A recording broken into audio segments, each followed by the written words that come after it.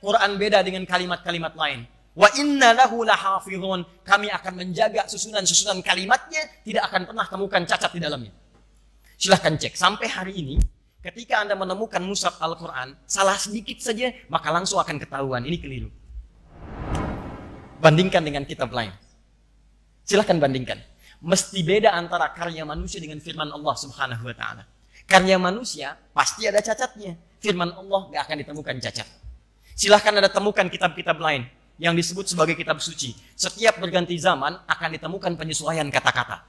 Ejaan yang disempurnakan. Masya Allah, kitab suci ejaannya disempurnakan. Silahkan. Ini ejaan tahun sekian. Sekarang ejaannya berubah. Ada yang unik. Setiap pindah tempat, bahasanya pindah sesuai dengan bahasa lokalnya. Silahkan cek ke Inggris, kitabnya bahasa Inggris. Ke Indonesia, jadi bahasa Indonesia. Yang paling unik, ke Jawa jadi bahasa Jawa. Ke Palembang, bahasa Palembang. Ke Bali, bahasa Bali. Itu kan unik menurut saya. Sebab kalau dia firman Tuhan, akan terjaga keluar dari sifat-sifat manusia. Beda sifat-sifat Allah, Rabb, itu lain dengan sifat manusia. Allah kekal, manusia tidak. Allah kuat, manusia lemah. Ya kan? Jadi semua apa yang Allah tetapkan akan terjaga dalam kesempurnaan. Tuhan sempurna, manusia tidak. Makanya ketika firman Allah dikeluarkan dalam bentuk Al-Quran, sempurna semua susunannya. Manusia tidak.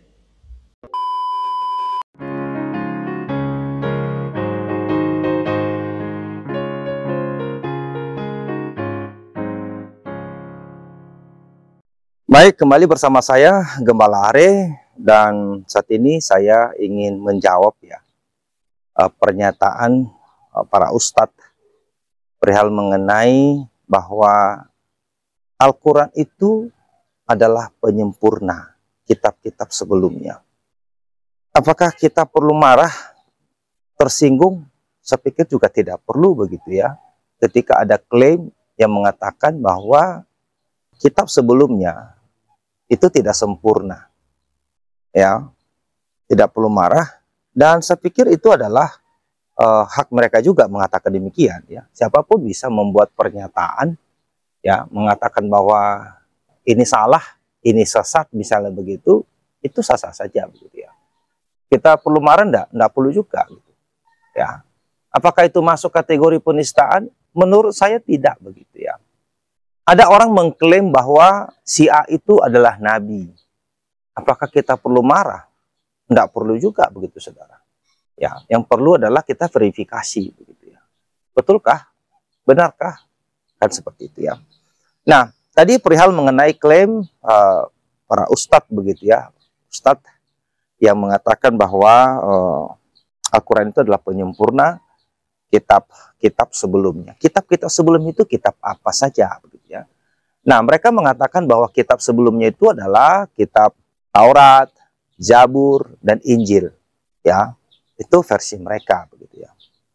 Nah, pertanyaannya adalah yang mereka klaim itu tidak sempurna itu yang mana begitu ya. Ya, yang tidak sempurna itu yang mana begitu ya. Nah, perlu kita ketahui saudara-saudara bahwa kitab Taurat itu ditulis oleh Musa, ya. Kitab Taurat ditulis oleh Musa itu sekitar abad yang ke-15 ya, abad 15 sebelum Masehi. Ya, abad 15 sebelum Masehi. Nah, setelah itu barulah muncul kitab-kitab nabi, ya. Seperti misalnya ada Yosua, ada Yesaya, ada Zakaria, ada Yunus dan lain-lain. Itu kitab-kitab nabi, ya, ditulis oleh nabi. Berikutnya itu ada namanya Ketubim, ya. Kalau dalam versi orang Ibrani itu atau orang Yahudi itu, ya, mereka sebut namanya itu Tanak. Itu singkatan sebetulnya ya.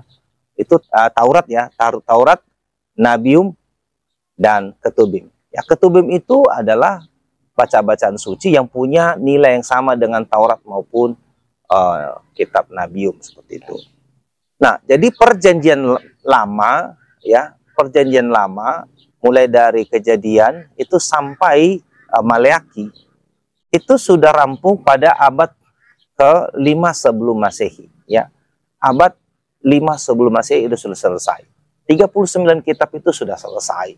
Ya, ditulis dalam bahasa Ibrani, sedikit ada bahasa Aramnya gitu ya.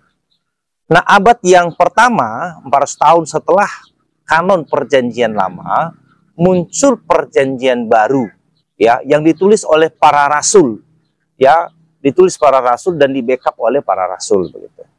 Itu abad pertama sudah selesai, ya, dari Matius hingga Wahyu abad pertama itu sudah selesai ditulis, ya, dan itu sudah dikumpulkan oleh jemaat. Sementara Al-Quran dalam sejarah kita tahu bahwa itu muncul baru abad yang ke-7, ya, abad ke-7. Nah, jadi perjanjian baru itu sudah eksis sekitar 600 tahun, ya, barulah muncul yang namanya Al-Quran. Oke, klaim mengatakan bahwa Al-Quran itu penyempurna. Pertanyaan kita adalah, apa yang disempurnakan oleh Al-Quran dari ajaran sebelumnya? Yang pertama. Yang kedua, sampai detik ini, ya, teolog Islam belum bisa menunjukkan kepada kita yang namanya Taurat, Zabur, dan Injil versi mereka begitu. Sama sekali kita tidak pernah menemukan itu. Nah, ini ada satu pernyataan yang aneh, tuduhan yang aneh, mengatakan bahwa ini sudah dipalsukan, sudah rusak, sehingga perlu disempurnakan. Tetapi kita bertanya, mana yang disempurnakan itu? Mereka tidak bisa menunjukkannya kepada kita. Lalu kita bertanya, apakah ini pernyataan yang perlu kita percaya? Bahwa Al-Quran itu adalah penyempurna?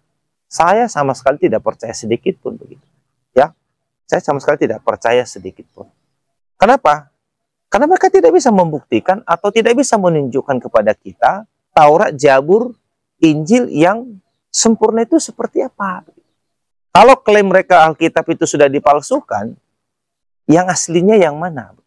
Ya, jadi saudara-saudara, di hadapan saya ini ada yang namanya Alkitab Perjanjian Lama.